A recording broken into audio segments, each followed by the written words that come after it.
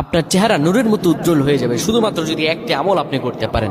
অজু করার সময় পানি যখন আপনার চেহারায় দিবেন, আপনার চেহারায় পানি দেওয়ার সময় শুধুমাত্র একটি দোয়া আপনি পড়বেন, আপনার চেহারা থেকে মেস্তা, ব্রণ এবং চেহারার বিভিন্ন রকম কালো দূর হয়ে যাবে এবং চেহারার সৌন্দর্য এবং লাবণ্য ফুটে উঠবে এবং চেহারায় যেন নূর চলে আসবে ইনশাআল্লাহ।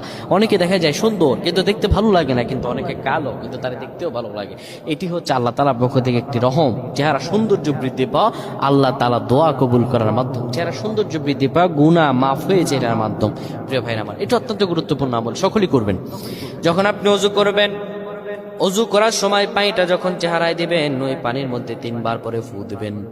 আল্লাহু নূরুস সামাওয়াতি ওয়াল আরদ আল্লাহুম্মা ইগফিরলি, আল্লাহু নূরুস সামাওয়াতি ওয়াল আরদ আল্লাহুম্মা ইগফিরলি। এই দোয়াটি 3 বার পরে সেই পানির মধ্যে ফু দিয়ে পানিটা চেহারার মধ্যে লাগাবেন। আমার আল্লাহ আপনার চেহারার মধ্যে